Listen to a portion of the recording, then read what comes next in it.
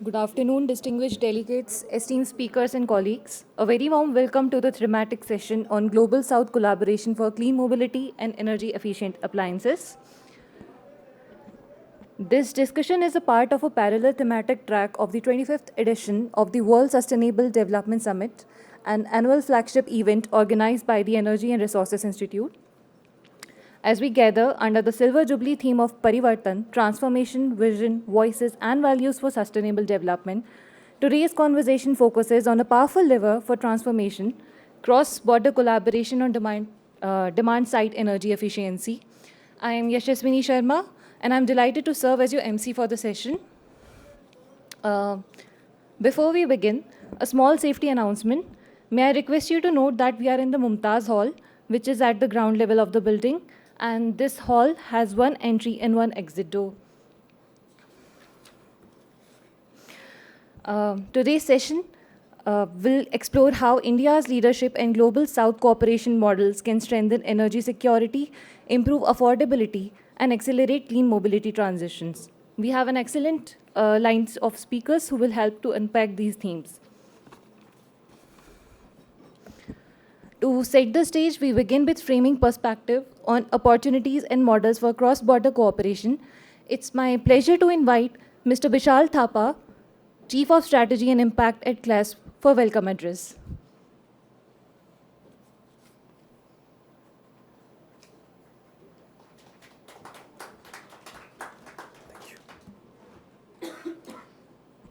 Good morning, ladies and gentlemen. Welcome once again. Thank you for that brief introduction. On behalf of Class and Intent Platform, I'm delighted to be able to have you all here in this session. It's going to be an exciting conversation. We're speaking about how Global South can collaborate on many things, but the two things that we want to draw your attention to in this session is around energy efficiency and electric vehicles. So I don't know if you have noticed, but the world has certainly changed, and you are now in the center of gravity. The Global South is the world is still rotating on its axis, but something has shifted, and you are now at the center of much of the attention of the world. The Global South constitutes over 85% of the world's population, so it's quite a significant share. What's interesting is that it's 40% of global GDP comes from the Global South. It's also interesting to note that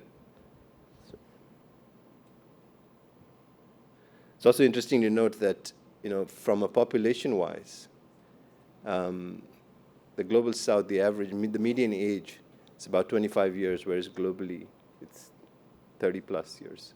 And so you've got sort of a very youth emerging population in the Global South.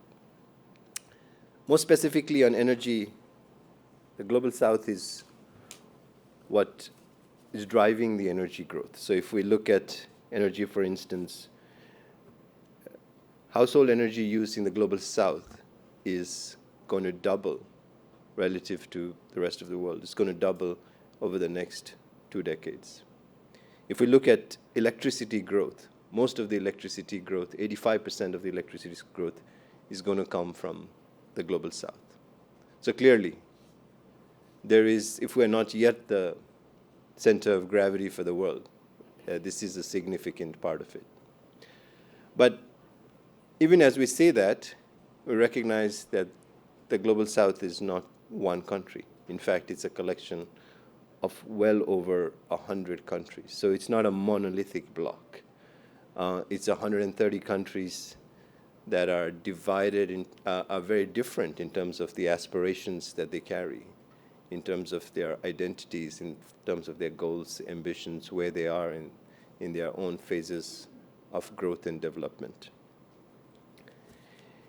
They are sort of vexed by the same set of challenges. So for instance, a common theme across Global South countries is that there is a growth imperative. The Global South is also the set of countries that feel that they've not been responsible for the carbon emissions, the stock of carbon emissions to date, but are bearing the impact and burden of transitioning and the burden of the impacts that come from it. If we look at in energy efficiency, if we look at the two biggest appliances, for example, that drive energy growth, which is cooling and motors, we find that in cooling itself, the biggest growth is going to come from global south countries because they are the ones that are going to feel it the most. In India alone, if you look at it by 2050, you're going to see that 1/3 of the new additions in stock of ACs is going to come from India alone. China, India, and Indonesia will account for 50% of the entire stock of air conditioners within the next 25 years. In motors, similarly, 60% of the growth in motor use, which is going to drive almost 30 to 40% of energy use, is going to come from the global south. So we're vexed by similar things. We have growth and aspirations to meet. We also have a lot of concerns in terms of the impact the climate is going to have, in terms of the burdens we carry, the responsibility we share. So the focus of this session is to try to look at how the global south can collaborate.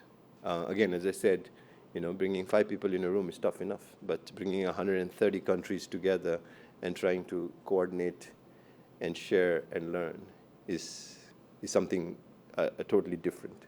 And so in this session, we're going to try and focus on how the global south can collaborate. What does it mean to collaborate? If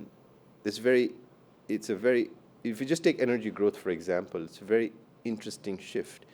In OECD countries, for example, for the first time, they're hearing electricity growth taking place, driven largely by data centers. It's happening in an environment where the energy supply is pretty well saturated. The systems and networks are in place. And so you're putting in data centers and trying to figure out how to fit it. Here, we have the opportunity to use data centers and new sources of demand growth as a way to extend the grid, as a way to enhance reliability, as a way to transition.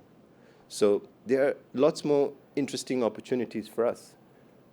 But it also comes with a set of challenges on our institutional capacity, in terms of our financing needs, in terms of the ability of our infrastructure to be able to carry these sort of transitions.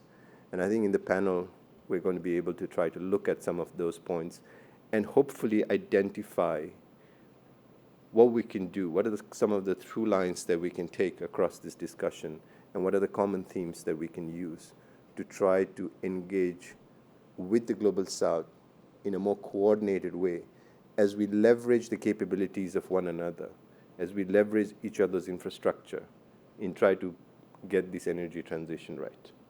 I'll pause here, and I'm going to let the rest of the panel come. As I said, my job was to kind of ask the questions, and the panel is going to give you all the answers. So we're looking forward to that. But thanks very much for joining this conversation, and looking forward to the discussion. Thank you.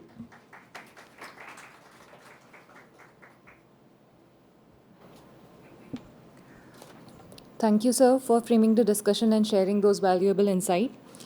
I now invite Ms. Mahua Acharya, founder and CEO at Intent Platform, to share her perspective and experience. Ma'am, the floor is all yours.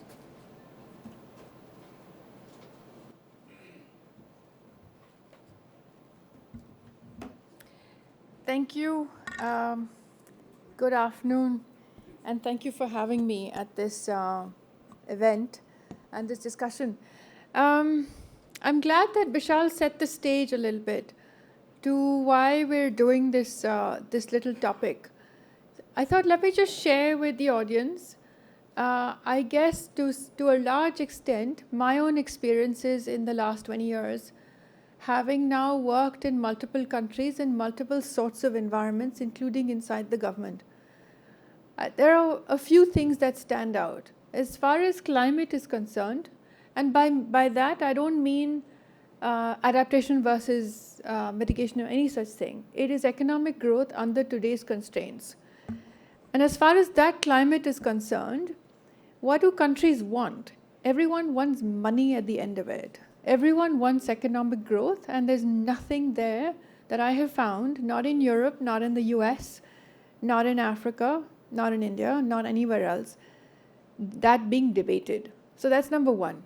That same discussion shows up in our climate circles, in the circles that you and I are in, which is how do I raise money for this transition, quote unquote. In India, we call it a transition. In many other countries, it's still very basic development.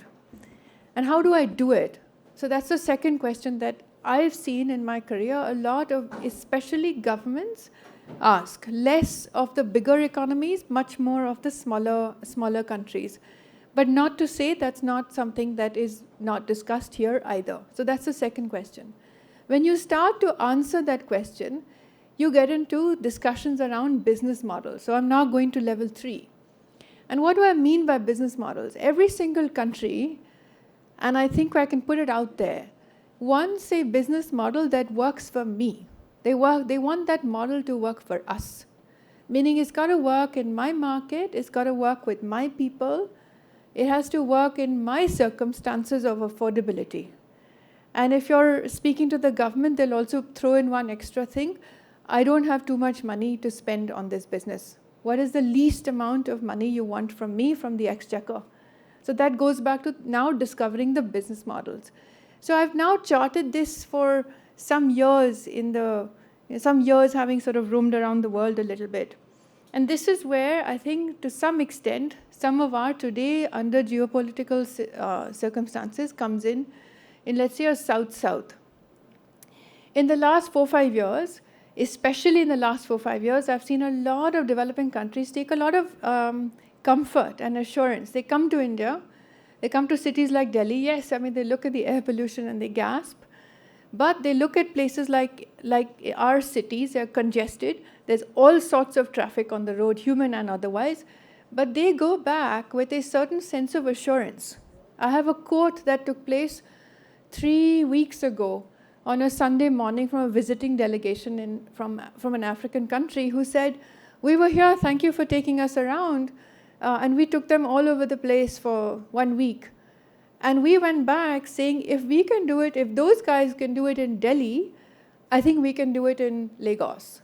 So they went ahead and did some bus work. In fact, it was the context of electric buses. So that's the third thing for suitability of business model, and that's where some of our South-South stuff can come in. Let me now go to the next level. What exactly am I talking about? This is the context. I've seen in the last maybe 6-7 years, if I were to pick a topic, now, countries will say, well, what can I sort of collaborate on? There is a lot that a diplomatic dialogue will get to. But a diplomatic dialogue ends at a certain place, and many countries are ready to roll up their sleeves because where's the money? And so if I were to, let's say, pick a topic, because it's hard to do this without a proper topic in your mind. In the last 2 years since I finished with some of my work that I was doing inside the government, a number of countries have reached out. And they've asked for some kind of collaboration around mobility. And by mobility, I mean electric mobility. And they start by saying, we would like to collaborate. You double click on that, what you really mean is the same things. I want more of these electric vehicles on my roads. What is the best and cheapest way and the fastest way I can get it on my roads? And what is the most fastest, meaning what is the most affordable way where I don't have to spend that much of money from my own subsidy pockets?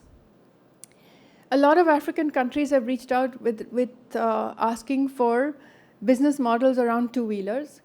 But the much bigger request is some sort of a collaboration on our bus work. And to just put it in context, our electric buses are now outside of China, and they remain the largest in the world outside of China. We got a call from the US 2-3 weeks ago where a large chunk of a public bus program was paying over $850,000 per bus. We're able to do the same thing. Yes, of course, the quality is, of course, slightly different, but we're able to do that at a quarter of the price here. And people are asking these questions.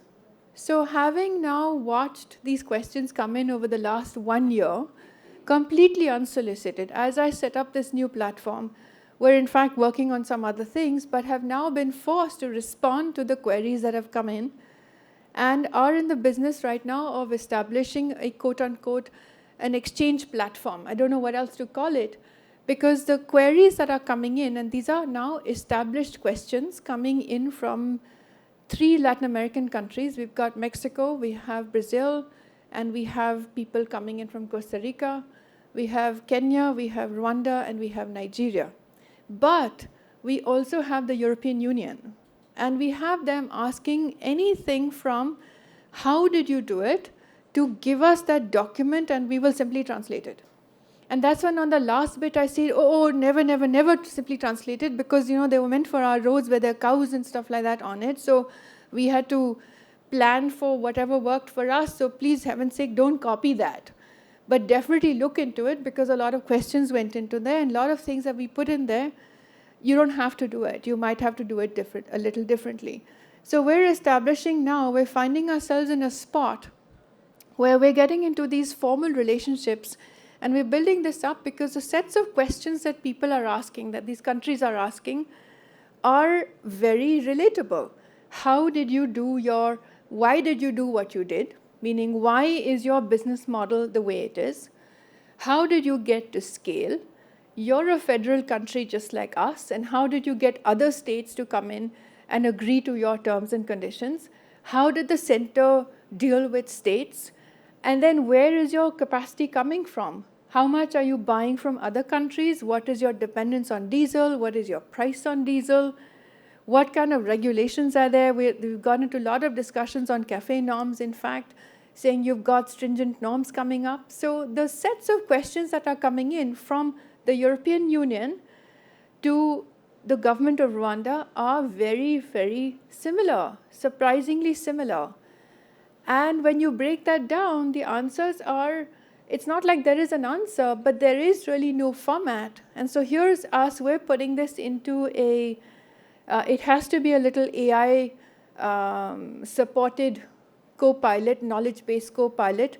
And I'm calling this, it is a South-South collaboration, but we do have the European Commission involved as well, because the Commission asked us, if you guys can standardize across your states, why can't we standardize across ours? And I say, well, I mean, absolutely, for one, your states and your sense of traffic and electricity situations are just a lot less complicated than ours.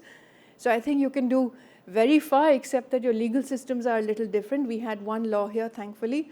But outside of that, there's still a whole lot you can do, because manufacturers are not manufacturers just looking at any market, anywhere. They're just looking at long-term demand, size, and certainty of some sort of regulatory stability. So just to put it now, we're in the middle of this. We're putting together a policy co-pilot is what we're calling it. I think we should be in a position to launch it by sometime in April or May, where we're putting together all the questions that are coming up from these 5 or 6 countries. We will run a beta test, and at the beta test, we'll send it out to other countries that have expressed interest, but where we do not have a paper-based relationship, meaning we don't have a formal understanding. Because where you need that formal understanding is, and we thought, and if you think it's only our issue, we had several interministerial collaborations when it comes to big, big topics like the power sector or mobility or manufacturing. Every other country also has that, and they struggle with some of the same things we do, which is how do we make sure we stay completely collaborated at the same time? Of course, we collaborate, not necessarily at the same time, because priorities are not always the same at the same time. So I think I'm very glad that this forum has been put up. I'm very glad that, and thank you, of course, for having us here. I hope you will watch this space, because we're doing this as an open source public thing. We should be able to put it out, like I was saying, in about 2 months as a beta test, and as many countries then will be invited to come in and become part of it. The knowledge pool is a controlled exercise, because there's a lot of public stuff that floats around. That's not what countries want. They're wanting a closed corridor kind of dialogue, where even the most senior-most people are willing and wanting to roll up their sleeves and ask these questions around, quote-unquote, working together. So thank you so much, and I hope that, and I'm looking forward to a discussion around whatever shows up today. Thank you.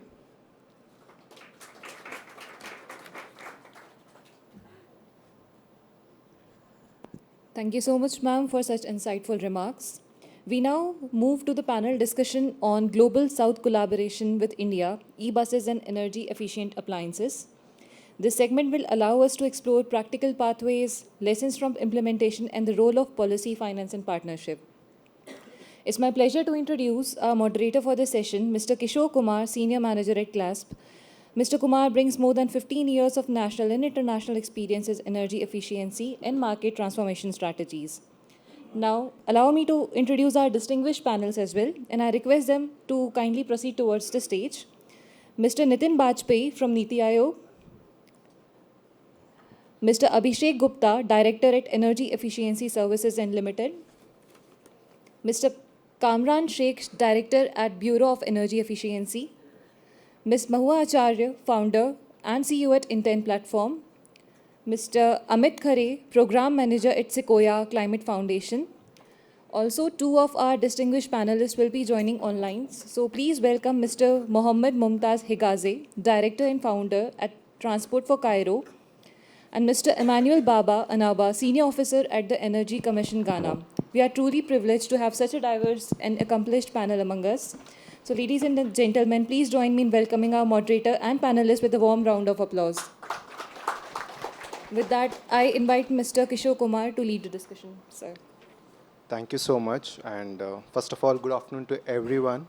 It's an honor to be moderating this session. And we have a great panelist. It's an honor to have a discussions with them here today.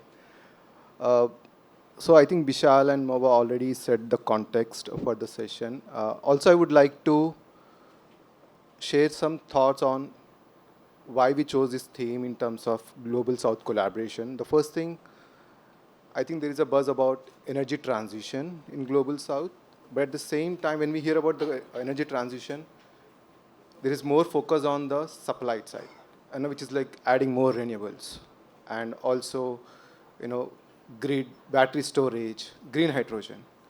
But I would like to bring all your attention to one thing, which is a very powerful and also underestimated, which is demand. Why demand?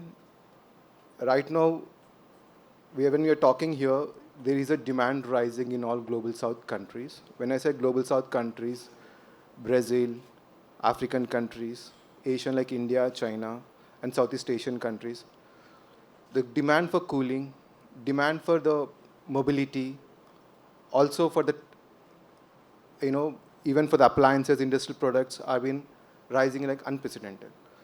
Now, what leading to that is because of rising incomes and improving life quality, I should say it, and also urbanization, which is a good development, right? But at the same time, there is a cost to it, which is the implication of that is rising energy consumption.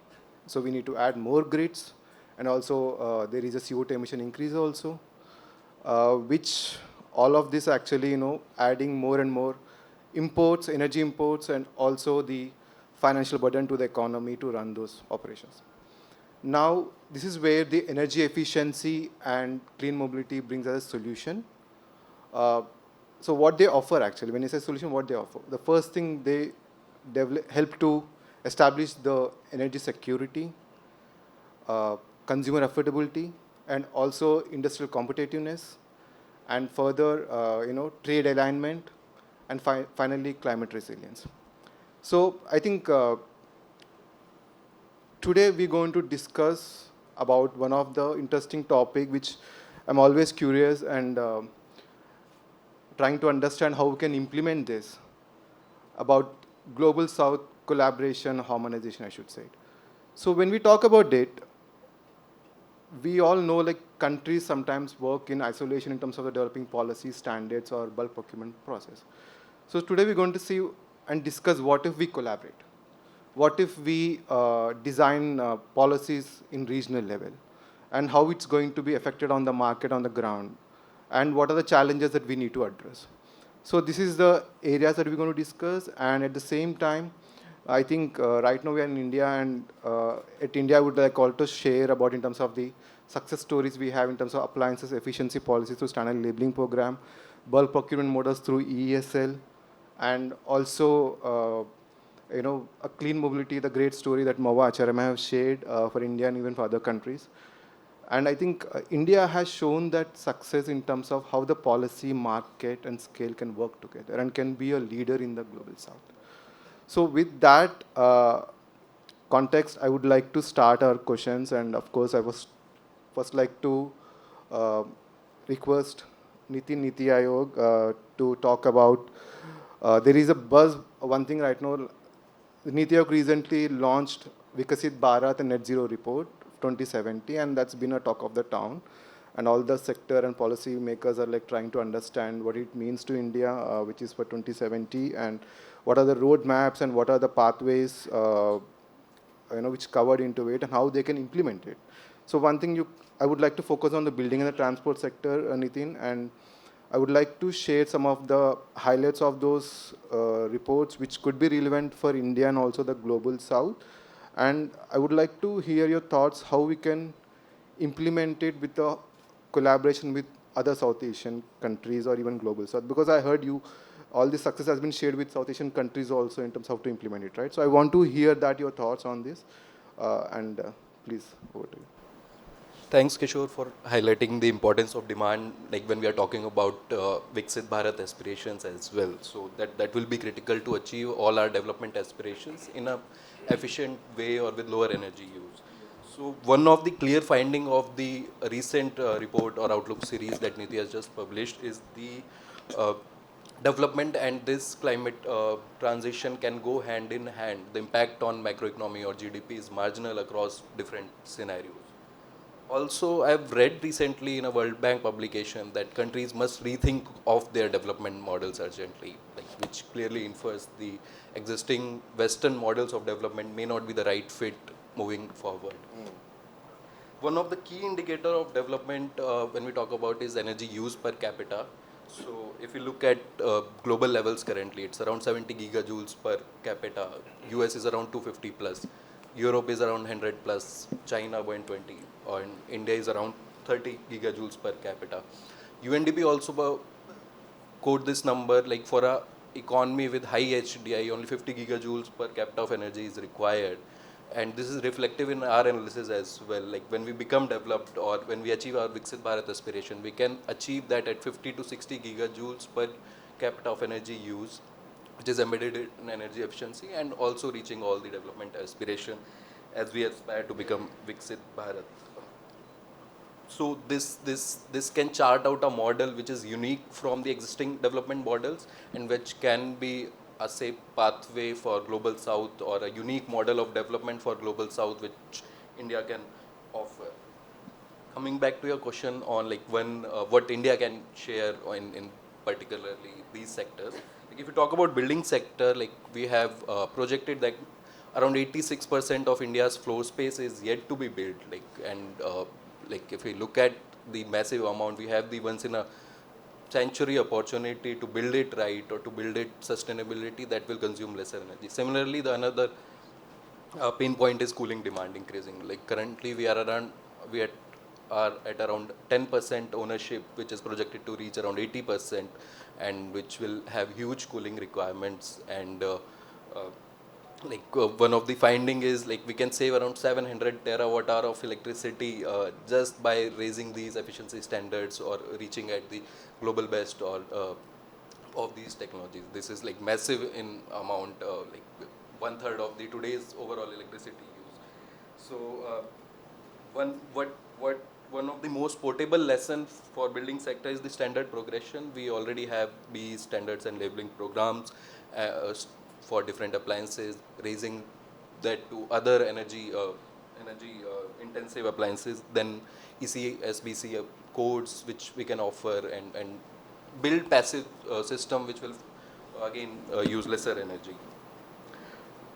If we talk about transport sector, like currently in India, we travel around 4,000 kilometers per person, which is projected to increase at around 12,000, 14,000, which is the global standard as well for developed countries. Like when we are going to travel, say 3 to 4 times more, we must not consume the similar amount of energy. So we have projected that to match this increase in mobility demand, we just need 1.5 to 2 times of energy to meet that travel demand. That means effectively we are being more efficient to meet the similar or amount of transport energy needs.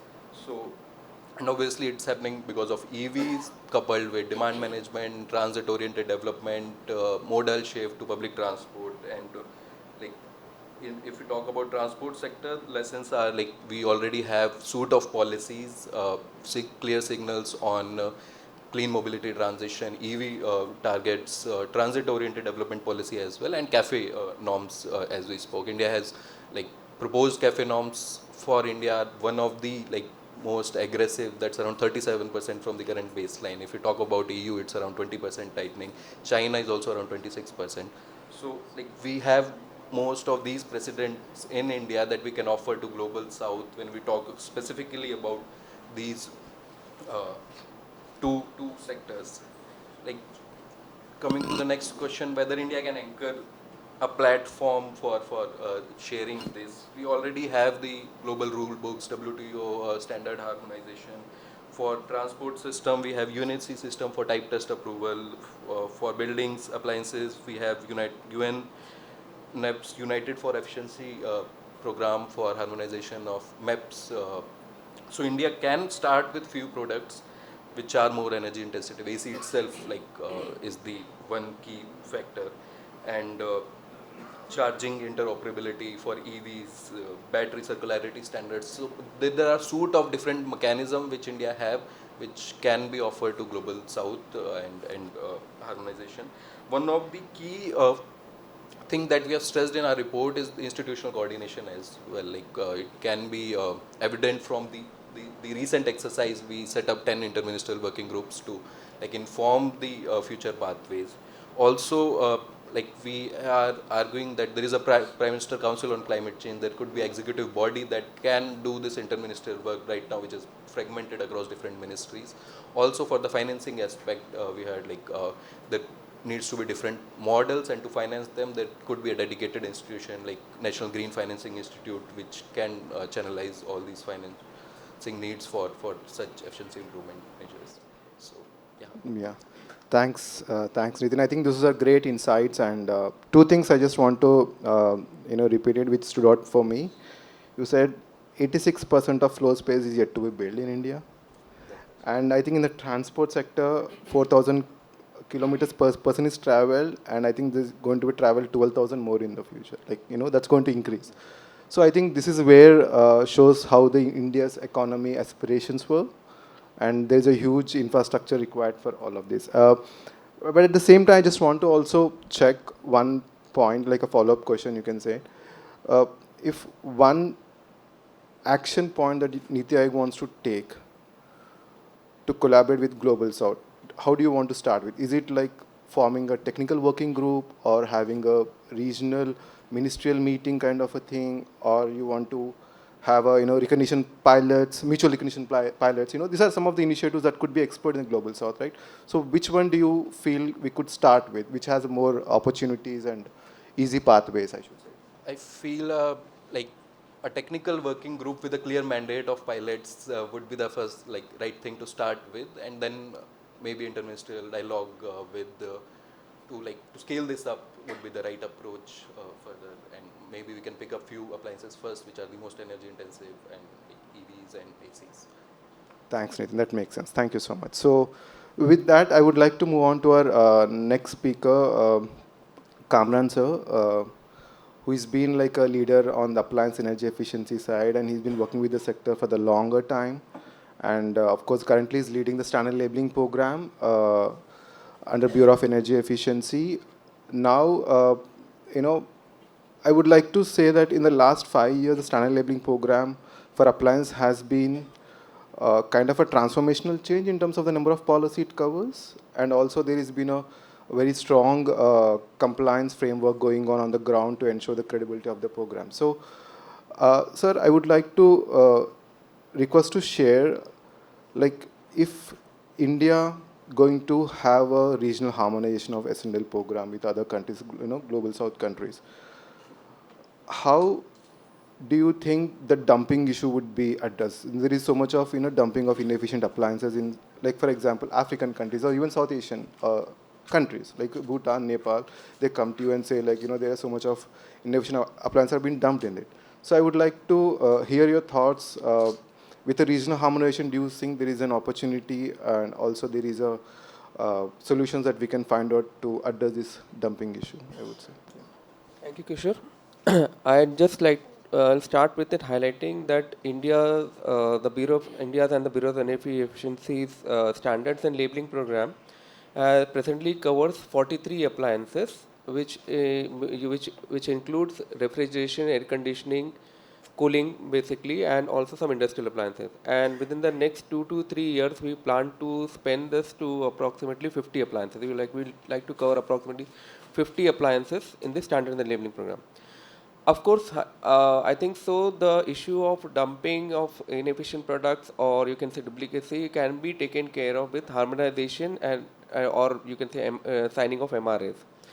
Like if we align the standards, this could lead to a possibility that market will not be flooded with inefficient products being dumped into the market. The next thing about when you start recognizing the test standards between two countries, then what will happen is that one country recognize the test standard, the test certificate of another country.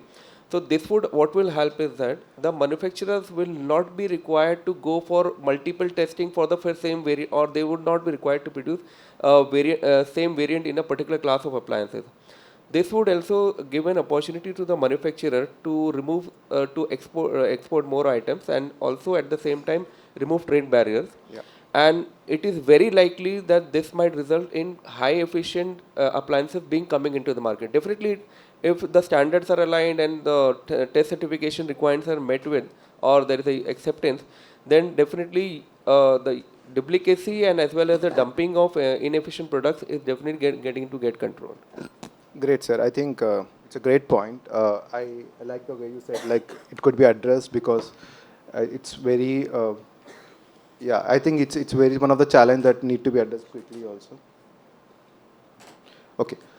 So one just follow-up question on this, sir. I think there is some traction with the Bhutan government on, the collaboration that BE is doing, and the Prime Minister of India and the Bhutan government had an MOU, and energy efficiency is one of the aspects. So do you want to also talk about like how this collaboration is going to also address the, Yes. harmonization part? When the government of India signed an MOU with the Bhutan government, and there they are trying to promote the energy efficient appliances in the country by recognizing the B star label what we give it to in India, and they're going to recognize in the product. And at the same time, this would also help them to control the inefficient LED bulbs being come into the country. So what they're planning to do is that they're going to recognize the B star level, and also they'll be accepting the testing report which is being done in India. And this would eventually, what will happen, they will make their own standards recognizing what the Indian government has done as far as the standards is concerned, and as well as the certification which is being to the manufacturers producing goods in India. So the advantage to the manufacturer is that they don't need to again go for the retesting of the product, and at the same time, their product being certified in India is being acceptable to the Bhutan government also. Makes sense, sir. Thank you so much. And I think we also know that apart from the Bhutan, the Nepal, and even Mauritius are trying to collaborate with BE on this aspect, and we're looking forward a great success to the BE program on this, sir. Now I would like to move on to our next speaker, Abhishek, sir. From ESL. We all know like ESL being a torchbearer for the bulk procurement thing, and there has been a great success story on the LED program, and also they're trying to replicate it for the fans and also motors and e-cooking appliances as well.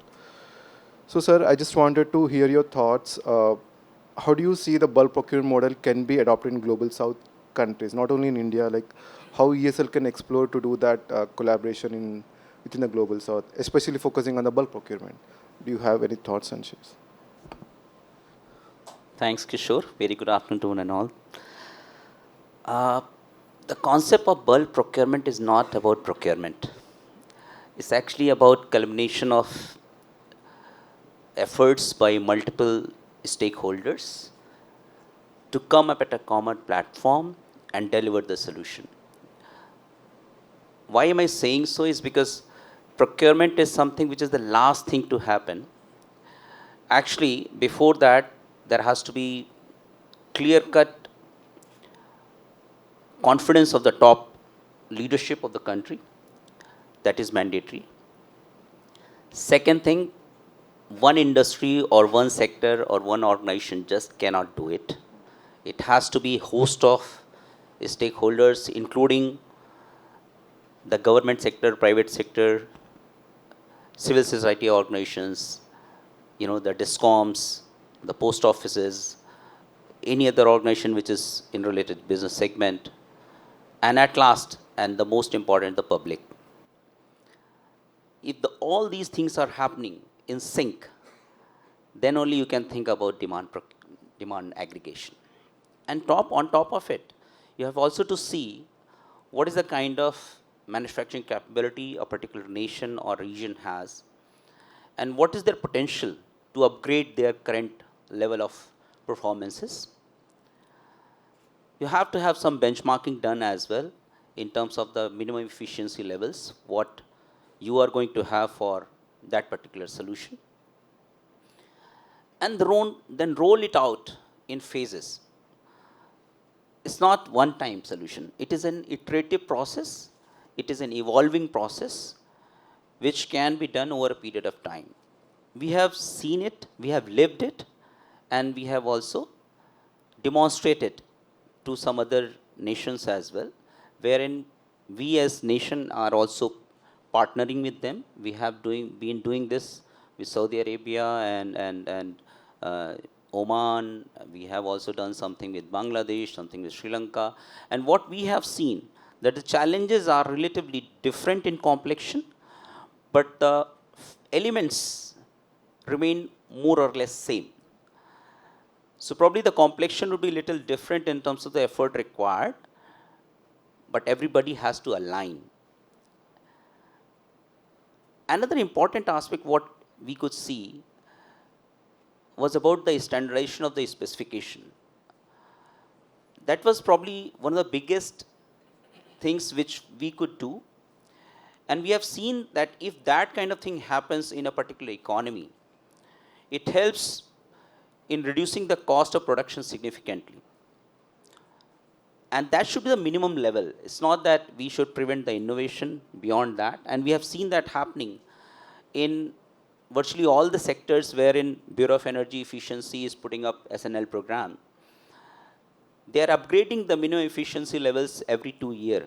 And that is the continual process, which would again be required to achieve the kind of actual end goal results, what you want to achieve. Thank you. Great, sir. I think one point stood out for me when you said not only top to bottom approach, there should be alignment within the stakeholders and the market dynamics and even the consumer also. I think that's a great point. I just have one quick follow-up question. So within these global south countries, what would be the biggest barrier you see? Is it if you want to harmonize the standards and all, is it political or legal or financial aspect or the risk perception, you think, which is like a biggest barrier for the I think the biggest barrier would be the current state of affairs in terms of the technology advancement and the requirement itself. We are talking about air conditioners. Word over, we talk about IER ratings. India is talking about ISER. Even now, ISER is being told as not a very good measure for measuring the efficiency of air conditioners because we have different climatic conditions right from north to south, right? So we have to also understand what is the exact requirement depending on the climatic conditions and people preference. If you see these two aspects and lead it with political will, I think that can be done. Great point, sir. Well said. I think I echo with you 100% on that part. So with that, I would like to move on to our next speaker, Amit Khare from Sequoia Climate Foundation. And we all know he's been there in the energy sector for more than decades, and he's been a champion on energy efficiency for the longer time. And in Sequoia, try to solve issues and try to help, bring a changes in systematic level, I should say it. So one thing I want to hear from you, Amit, is like in this global South collaboration thing, there are various aspects, people talked about. Is it like technical harmonization, there is demand aggregation pilots, there's initial capacity buildings, and there is also de-risking capital investment. So if philanthropists wants to address the global South efficiency collaboration thing, what should be the first step they should focus on? And where do you see the opportunities also to solve it? Thank you, Kishore. First of all, thank you for the opportunity, and I'm so delighted to be part of this panel. And as I think Vishal said in the beginning, the average age of Global South is like 25, and so is the average age on this panel. It's pretty young. So I just wanted to acknowledge that, and being part of this young panel itself is a great opportunity. I think I want to answer to your question, but also make a point that if you are running, let's say if you are running running on a treadmill of energy transition, or if you're running a race of energy transition and don't think about energy efficiency, then it's actually it's like running on a treadmill. You are running but not going anywhere. And so energy efficiency is very important part of energy transition, and I'm glad that there's a panel at WSDS on that, focusing on energy efficiency. And India is actually doing pretty good. I mean, if you look at the latest IEA report on energy efficiency, after the commitment on doubling the progress of energy efficiency in COP28 in Dubai, India is only country which is actually doing great. I mean, the report from IEA suggests that India has made a progress of around 4% on energy efficiency or energy savings as measures as energy intensity of the GDP. And the global average is actually 1.3 or 1.4%. So it's pretty low. So India is really, really doing good. And that's the reason, the economies in global south, from Latin America to Africa to other countries in South Asia and Southeast Asia, are actually looking and trying to learn from India example, be it the procurement or the EWAS program that Mahua talked about, or the LED Ujala program, and many other, the motor replacement program. I mean, the Niti Aayog report that Venu presented this morning also talks about the role of energy efficiency going forward in our Viksit Bharat journey and becoming net zero by 2070. Now, the role of philanthropy in all of this is to burst silos and bring stakeholders together. If you really want to, if you want to encourage countries in global south to learn from India, it requires all kinds of capital. It requires capital from the government, which are pretty large. It requires capital from multi MDBs and other sort of financing institutions, and they have their own purposes. The role of philanthropy is, because our capital is more flexible and can be mobilized much faster, we can bring stakeholders together in a room, talk about the best practices, and learn from each other. So to answer your question, Kishore, on what should be prioritized, it's very contextual. There is no one single answer. Like one cannot prioritize bulk procurement or on something else, right? It's very contextual. What philanthropy is really look for the highest leverage, because the capital is very flexible and can be mobilized pretty fast. Philanthropic resource or philanthropists really look for the highest leverage. I mean, look at the requirement that we have is around trillions. And if you combine all major philanthropies in the world, we will only have billions. So we are looking for a 1 to 1,000 sort of leverage. So those kind of returns that philanthropies are looking for, and it basically, I think the role that we try to focus is more on the implementation side of the policy, based on the government request, right? So because that's where you can act fast, through technical assistance and capacity building, you can actually help implementation of the program, which can create more results for others to learn from. So that's how I think about it. It's not one or another, but it's very contextual where the largest leverage are. Yeah, great point. I think I like the concept that you said about running on the train thing. It's very interesting. I just have one quick follow-up question on this, Amit. You've been working more on the demand side, flexibility and all. Do you see this is something you also plan to do in other countries also? I know there is something going on in India, but in global south, any?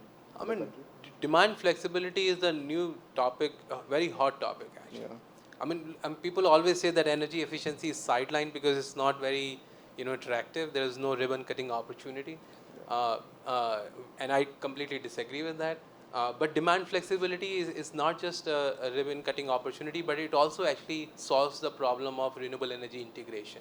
As we have more and more renewable energy which is variable in nature, both on front of the meter and behind the meter, you would need flexible resources to stabilize the grid. Right. And demand flexibility is the easiest and cheapest solution to help grid to integrate more renewables. Right? So it's very much part of the cheapest solution, and it makes energy efficiency more attractive as well. Great point, great point. Thanks, thanks, Amit. Thank you for that. So, with that, I would like to move on to our next topic, which is on the transport. First, I would like to start with Mava ma'am. I think she's been there in the sector. She's been a champion in the green finance, clean mobility for decades, working with different government and private and bilateral organizations. Ma'am, I think clean mobility is required a huge investment, to be frank. And when we trying to bring this to a table with the decision makers, what was the case and how it presented? Because I heard your podcast, which you said like Delhi, Hyderabad, they have a very good electric mobility transition, which is like 25% of e-buses. So I'm just curious, like, to convince for the private investment or capital, what were these ideas and what was the models that been successful? Would like to share some of them, please. So, contrary to a lot of discussions that I sit in, private capital is looking for size, first and foremost. And when they hear the word pilot, they see it as risk, and they see it as small. So what do? They don't run away, but they lose interest and they go somewhere else. Because some other thing is also going to give them that double-digit return. And this is what green finance does. It's not any finance versus green finance. If you have a financial system that doesn't make money, you will never get repeat money. So that's number one. You mentioned buses. The good thing about buses is that it's large. The next good thing is that at least some percentage of it is sitting in the hands of government, and one of the nicest things you can do through government is access scale. It's your job to go and convince others, but at least it gives you that door to get in and try and build at scale. So in all my discussions with other governments especially in the last 1 year, the different sort of contexts are coming in, they're all asking the same thing. They start by saying pilot, and when you introduce capital into the room, they realize very quickly that unless I have a plan for how I get to scale, that capital is going to walk away. That's one. The second is that unless you even have a vision for how you're going to do the other pieces, so unlike let's say in the olden days of renewable energy, I put up a plant, I get a PPA and I supply to the grid. It's quite a straight line relationship. Unlike now grid matters such as demand flexibility, these are not straight line relationships. Mobility is definitely not a straight line relationship. So what private capital or any capital that is commercial, including government capital that is still commercial, is going to look for clarity. So when they find that you're asking and you're saying, I'll do this, but then that needs to fall into place and this needs to fall into place, they see that as complicated. Complicated means not just risky. Complicated actually means I cannot deploy my capital when I've planned for it. So a fund manager says, I've allocated over here 150 million US. That 150 is not going to be used somewhere else. So I've held on to it. And if your project doesn't draw down on it, then they get into a lot of trouble with their management and their investment committees. And that quite honestly, that 150 can do other things somewhere else.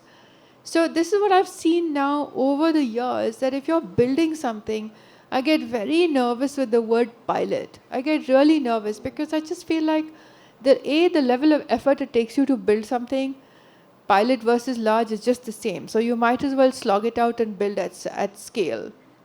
The second is that they are doing a little bit of disservice to people in the market, where market players want to come and work, but then if you're doing pilot, you're seen as somebody, that perception is that you're somewhere playing around with something in a lab. I think I agree with you on that, ma'am. I just have one quick follow-up question on this. I'm just curious, when investors hear about this global harmonization and also in terms of policy alignment, they obviously feel nervous about it. It's a complicated, but also they see an opportunity. But on the efficiency side, fuel efficiency side, do you see it's an opportunity or it's like a more like a challenge? Every investor wants to do two things. First and foremost, they need to make money. And it works for all of us because if they don't make money, I can't get more money from them. That's one. So they have to find some way to either put more money into whatever they've put or find another project where they can put the similar amount of money. That's one. Second is that they're looking, when they say scale, it's not just the A size in a particular country. So if they're looking for scale, harmonization helps hugely because your playing field for comparison becomes easier. So if my energy efficiency, if my labeling certificates are mutually recognized or reciprocal recognition is in place, they take a lot of comfort because I know I can deploy over there. My due diligence criteria are less. It is comparable. I can harmonize because I have less people to manage the same investment. So suddenly things start making a lot more sense.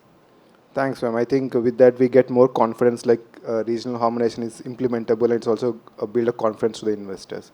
So on that note, I would like to move on to our next speaker who's joined online, Mohammed Hagezi.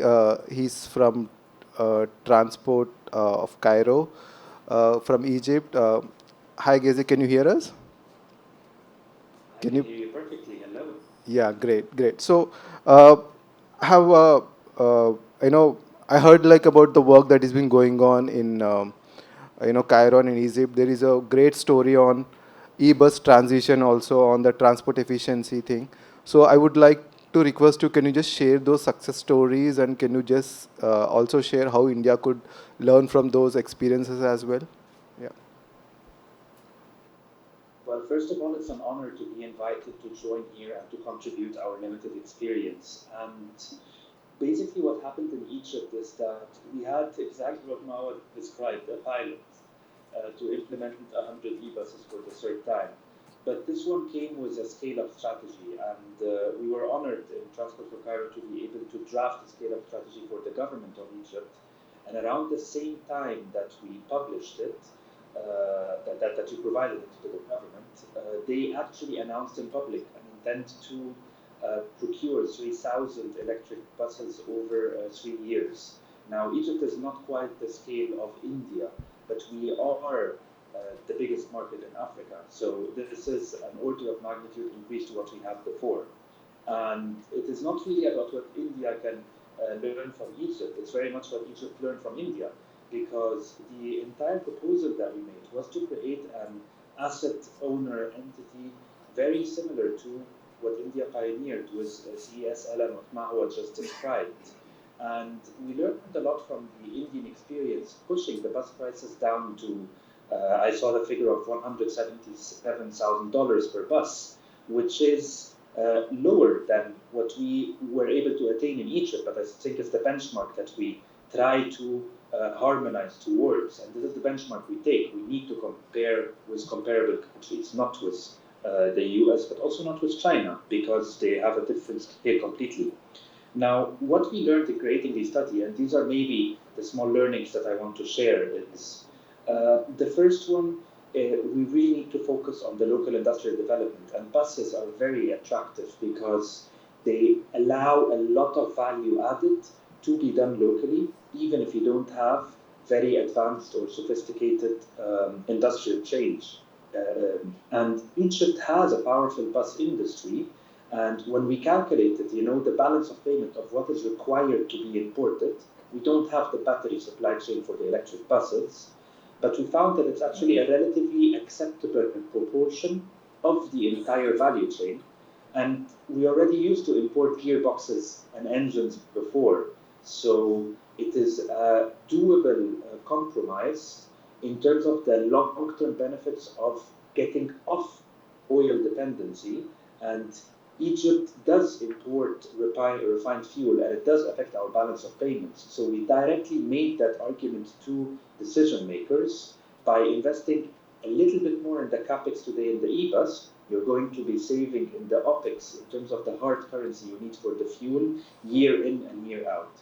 And maybe the other key learning that we made is about localization, because The strategy and the buses that we implemented are the big 12 and 16 meter full size buses, you know, the ones that can take up to 80 individuals. But actually, Egypt has 13,000 of those. We have 127,000, that is 10 times as many minibuses. And these minibuses are really what the private sector operates. And then we look deeper into why is that so? Well, these minibuses are 30-year-old technology. They are based on a truck chassis, so they're much better suited to the difficult Egyptian roads, not unlike the Indian ones. And when we created, you know, an indicator, what is the capex required per seat kilometer of service offered, we found it is half the big buses. These buses, they go for $50,000 new in their diesel version. So we were like, this is really what we need to focus on to get the scale. These buses, because they're smaller, they require a much smaller battery, and thus the capex difference between the diesel and the electric is a lot lower, and the benefits are the same. So these are really the learnings that we made. Thanks, Agezi. I think thanks for sharing those behind the scene stories, and it's very interesting to hear all of that. I just have one quick follow-up question. So we are all talking about the regional harmonization, and is there any opportunity to harmonize the vehicle standards and also charging norms with African countries and other global south countries? Do you have any thought on that? Yeah. How that would be seen as policymakers there? Yeah. No, absolutely. And one of the things of the projects that we did in Egypt was the building of Egypt's first fully electric bus depot. And there is a big difference between implementing the first 10 or 100 buses in a city versus going up to 1,000 and 2,000, because then the grid and the electric charging infrastructure becomes super important.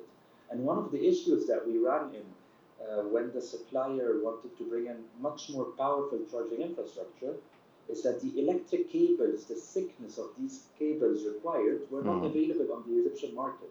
And it's exactly these kind of implementation details where learning from the established experience, particularly given the scale of India, and having the same harmonized standards can allow for growth in markets, but also gross and cross-border investments. We need to remember that a lot of the electric companies providing the inverters, the cables, the plastic and raw materials in Egypt are actually Indian foreign direct investment in our country. And they bring Indian technology. So getting on harmonization work at this level is very, very important. Great. Thanks, Agezi, for sharing those. I think thanks for letting us know that it's one of the viable solution to move ahead on the Global South collaboration. With that note, I'm going to pause with the interest of time, and I would like to open the forum for audience if anyone have any question to our panelist on the subject that we're talking on appliances, transport, and also on the policy side. Hi, good afternoon, everyone. And this is Nitish Punya from Signify, erstwhile Philips Lighting. And my question is for Kamranji from Bureau of Energy Efficiency. Sir, first of all, compliments to the work that BE has done in getting the mutual recognition of BE Star label with Bhutan. Is there similar work also ongoing with the rest of the SAARC nations? Because that is going to immensely help the Indian industry for manufacturing the similar specification for rest of the countries, and also to transition to better energy efficient products in the entire region. As far as my knowledge is concerned, I think so. The work is presently in a very nascent stage with Nepal and I think Mauritius also is there. These are the two countries which are right now going on with it. I think there is one gentleman who have a question. Yes. Thank you. Interesting discussions across different sectors, I would say. We did one, I'm from Terry, I'm leading the transport sector here, but we did one study on NDCs in transport across different countries. We understood about 160 plus countries. One of the main findings was primarily to see developed countries, particularly high-income countries, achieving lower emission intensity from the transport sector. And when we understood how and why they achieved so much in terms of emission intensity reduction from transport sector, we came to understand that efficiency improvement, they are much ahead in terms of efficiency parameters, be it in the cafe regime or other sectoral as well. But I think what stood out was the transition in technologies that they are leaping in, where electric vehicles come into the picture. We understand that emissions are important from a climate perspective, but from Indian perspective, and particularly in global south, we should also look at the particulate matters and the air pollution aspect as well. What's the thought, anyone of the panel, in terms of CAFE? We are focusing on CO2 emissions, but what's our goal in terms of air pollution aspect as well? Yeah. Moha ma'am, you want to take? Yeah. Firstly, I'm so glad that this air pollution question comes up in almost every panel that I'm on in this city. Because I just hope that the desperation remains in the air and we end up all doing something about it. That's one side. I mean, let's take the case of Delhi where things are most acute. About 14 or 18% of emission of AQI or particulate matter in the NCR area comes from transportation. So it's a big chunk, meaning that that piece is an addressable chunk. It will make a difference, of course, if you were to change stuff to electric or wheels to electric. And then you get into more granular discussions that if you're going to actually do something about transportation emissions, then where does one start? And the decision some time ago was, let's at least do what's public. So let's at least change the bus thing. But I've been also in so many areas where people also ask, well, what is the causality? How do you know that your bus change network has resulted in lower particulate matter? The short answer to all air pollution related things is, in fact, it has to be a solution driven at the top. Sadly, over the years and over the course of countries in the last decades, this has always been a political movement, and it has been a successful political story, starting from LA. So I think, not to sound a little wet blankety, but yeah, we can do a lot on transport, for sure, and we must. Because the thing with transport as opposed to anything else is that as long as kids are concerned, just the height means that they're breathing in simply a whole lot more faster, greater volumes with much worse effect. So yes, we must not lose sight of it on transport, but in really the rest of the emissions come from dust. A big chunk comes from dust. Dust is all over, and there are many, many departments involved in the business of dust. Yeah, I think there's one gentleman. Hi, sir. My name is Binod Singh, and I work for BRICS Institute. I'm very happy because I saw the topic of Global South, but the focus was not so much on Global South. So my question could be to one is Madam Moha and another colleague. Regarding these power sockets, is there any final decision when India can harmonize with other countries? The kind of sockets we are getting in India is too heavy, too big, So is there any standard for that? And second, we are having this conference in such a best hotel in India, but the moment we go out on the traffic, it's not about best e-vehicles or e-buses. It's about our drivers. So if I'm having an e-vehicle and I'm driving, I'm so scared of a DTC bus guy, kicking me out. So where is this digital India where we have a mechanism where they're tracking these buses and drivers' behavior and trying to penalize them? So you can bring delegates from from different countries in Africa and other countries and show that India could be a model. But here, once you're giving a guided tour, that's different thing. But if somebody comes out and crossing a road, nobody's letting a person to cross the roads. So these basics, can Terry do something on this aspect? I'm not sure that you have the mandate. So you want to take power shortages? Power shortages. As far as the socket is concerned, we doesn't have the mandate for handling that one. The power socket, it doesn't cover under the B mandate. So probably you need to catch up with BIS, because that's the one they take up the the minimum standard as well as the safety aspects of it. So then you need to take it. And for the rest of On the behavior aspect. Okay, behavior aspect of Delhi drivers. That's a For every 3 steps or every 1 step of positive movement we make, we generate 3 negative comments on it, sadly. It is what it is. I mean, what can I say? You know, it is, are there answers to public behavior? I'll give you an anecdote. And it's a little technical, but it goes to a psychological thing here going on. We were designing, in the bus world, it was called scheduling. We were designing how many buses were going to go where and at what time they were going to park to go get charged. And then we spoke with 2 colleagues in the Ministry of Power, and we asked them, when is the cheapest power? At which socket can I push the buses in? So we did. We made an effort. And we said, I think buses will travel at about 20 kilometers an hour. Our initial estimates were 35 kilometers an hour. And all the bus people said, no, you're crazy. That's never going to get to 35 because we have no lanes. Fine. So we said 20. The reality today is that they're going obviously a whole lot less than 20 because a lot of our Delhi buses are charging smack in the most expensive slot of power. Why is that happening? Because they're going slower. Why are they going slower?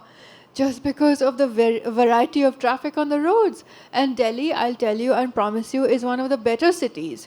Because Delhi did, and at that time Delhi government said, we're going to go into some lane discipline kind of campaign. For some of you that drive here, you will hopefully remember that there was a campaign and these buses were being pushed to the left-hand side of the road. So, it takes so many people in a consistent effort without anyone losing sight of the destination to get to a certain behavior change. I'm not sure it'll come naturally. It comes through a systems pressure, but it's not just one thing. If you train a driver, I'm not convinced that you'll get a better driver behavior. You'll train a whole lot of things in that system. Yeah, I hope it answers your question. I think there's one more gentleman. Thanks for a wonderful discussion so far. In the context of rising electrical commodities, rising prices of electrical commodities, we are trying to go from fossil fuel to electrical components.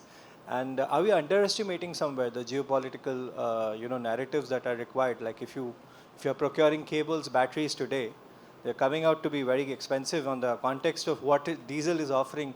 If you're looking at heavy infrastructure, industrial circuits and whatever. And that's one of the biggest barriers, I think.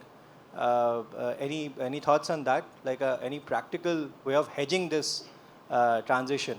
Because electrical components will basically lead to dependency on more minerals which are coming from outside rather than something which is self-sustainable, or we are looking for some positive change.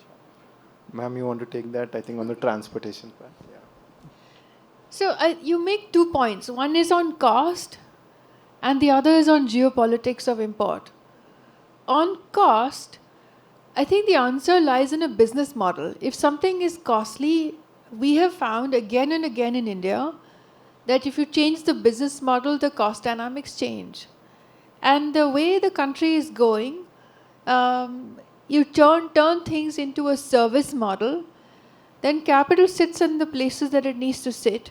The rest of the discussion is on pricing and then is on business model. So the cost discussion really is a business model discussion. The second is on geopolitics, which is a much more complicated issue. We're working through it. The good thing is that we're working through it. The narrative on the geopolitics is public. You can sense it, you can feel it, you can read about it. It is very clear that in order to give our own people the kind of material that we need, we are going to have to figure out where to source that from. The answer is, of course, outside our borders, but not necessarily. It goes back to what else do we do on technology to try and source that same product or the same output domestically. So is there an answer? No, but I mean, this is not something that happens overnight. There's a lot of people aware of it, working on it.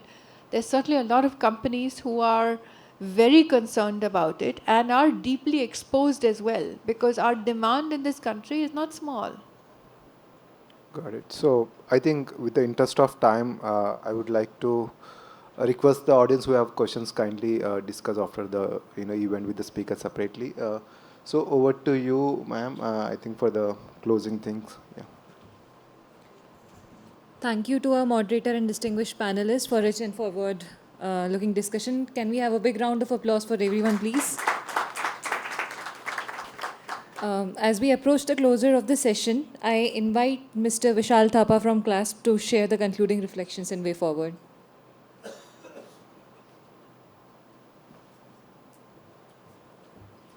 Thank you very much. Please join me once again for a great discussion. As I was listening to this conversation, I thought, my God, it's tough enough to summarize 5 people discussing what are we going to bring 130 countries together to harmonize. So the task is very high. But I'm convinced we can do it, and I can share with you how we're going to do it. And I'm going to change the format impromptu just a little bit, because I actually want to close with a thought from each of the panelists. But I want to pick up from what Mr. Mohammed said, because everything was inspiring, but his one quote, I want to base that. He said, Egypt is not India. I think that was your specific quote, Mohammed. It's almost 10 a.m. in the morning for you, for those who don't know what time it is in Cairo. So thank you for joining. He said, Egypt is not India. And I was looking at it like, what does that difference mean? The population of Egypt is 119 million. India is almost 1.5 billion. The GDP of Egypt is 389 billion. We are like 3.4 trillion. It's obviously quite different. But there's a similarity. And here's what I found. Actually, it's quite same. Mohammed, this will be interesting for you too. How many medals because we just finished the Winter Olympics, right? How many medals has Egypt and India won in the Winter Olympics? Both 0, right? Egypt hasn't even participated that much. How many total medals have the 2 countries won in the Summer Olympics? And that's the inspiration for harmonization. Both of them are at 41 medals. So if the 2 countries that are so vastly different can come together to harmonize, at least in the number of medals, I'd say that should be a coincidence for inspiration for harmonization. And here's the trick that I learned from today's conversation. And this is, I think, what Mahua said. She didn't quite say this, but I put it in my words for her. The era for pilots is over. Right? It's over. We ain't doing pilots. Nobody's winning an election with a pilot anymore. Nobody is scaling, nobody's growing with pilots. So, but countries are also very different. I come from Nepal. If a shop sells 10 plates of momo, it's doing pretty good. If you come to Delhi and send 10 plates of momo, you're not even at a pilot scale. So how do countries converge together? And what's interesting is I think countries are beginning to leverage each of those capabilities to build scale. Mohammed talked about the example in Egypt, where even a small fleet could borrow from different things that are coming from different countries to be able to get scale. So the interesting thing about harmonization here is to recognize that for each country, we are not limited by the scale within our countries. So Egypt doesn't have to necessarily think of its population as being 119 billion, but the capabilities it can borrow from other countries like India to just suddenly imagine scale. And that's what's making it possible. The fact that we can build these supply chains by connecting means that we can bypass pilots entirely. I think one of the problems is that in this harmonization, government gets in the way. It sort of puts all sorts of restrictions, obstructions.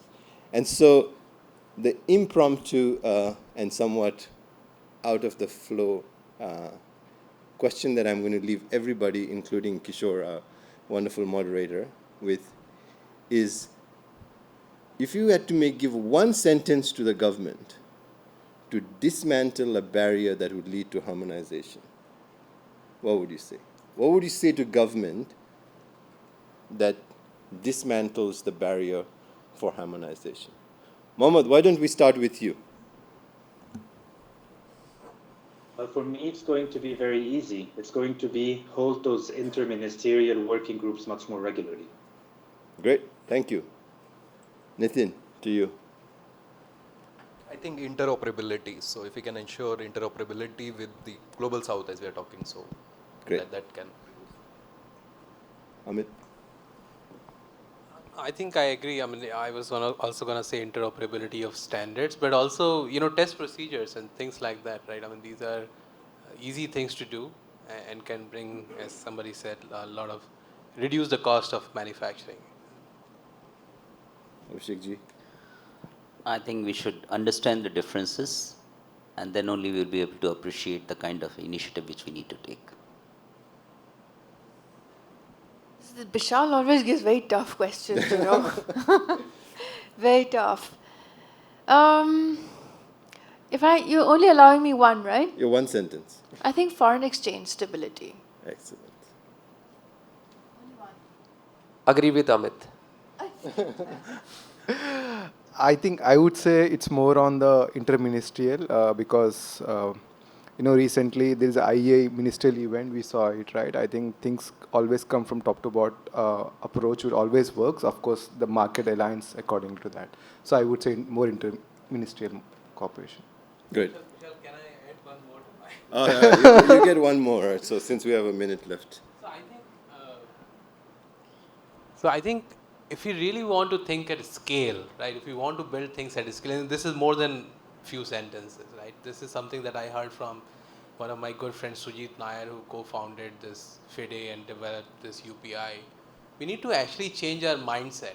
What we usually do, we try to make something work and then try to scale it, right? But what we really need to do is we need to think something what works at scale. An example is this UPI. If we all had this credit card, and imagine every taxi and auto wala having that pod machine for you to tap credit card for digital transaction, the things wouldn't work, right? But if we had that different mindset of abundance, right, what is available or what could work at scale, and you think of mobile phone, which was already available, then you can build something which works at scale everywhere, right? Otherwise, we would have billions of millions of those, pods everywhere, which wouldn't work at all, right? So it requires a different mindset. And for us to harmonize and make things work at scale, require a different mindset. Yeah, and I think what we've heard here in this panel is really that there are already examples where countries are leveraging each other's capabilities and infrastructure to imagine that scale. So how does a small country like Bhutan, who doesn't produce fridge and washing machines or whatever, but still needs them, can leverage, as you heard from Kamran sir, can leverage the capabilities of the SNL Standards and Labeling Program in India and use it for its own domestic consumption and enhance the quality of that. You heard the example from Abhishek ji talking about how the transfer of the knowledge around bulk procurements could be an example. Nitin ji similarly talked about how you saw examples and sort of standards harmonization that was doing it. Mahua talked about the platform that where different countries were coming in terms of the EV. So we're already beginning to see this. I think the point is that no matter how small a country, no matter how limited its infrastructure, its capabilities, or its institutional maturity, etc., I think the real promise we're taking out of collaboration in Global South is that everybody has scale. So we shouldn't think of the difference between India and Egypt in terms of saying Egypt has a small market because it's got 119 million versus we've got 1.5 billion. I think the fact that when you put it all together, because we can leverage each other's capabilities, institutional maturity, and systems that are already built, we are already all at scale. And that's what the promise of collaboration in the Global South is. And I hope we can continue to take this forward. Thank you all for being here. Please give a round of applause again to the panelists. and to our wonderful moderator, Kishore. Thank you, Mohammed, also for joining from Egypt. It's my honor. Thank you so much, everyone. As we have approached the end of our session, I would like to again thank you, our chair and distinguished speakers, for an engaged and insightful discussion. Also, I request everyone to visit the Terra Zone at Shahjahan Hall to experience Him Connect, the Himalaya Innovation Mela, an initiative by Ministry of Environment, Forest and Climate Change.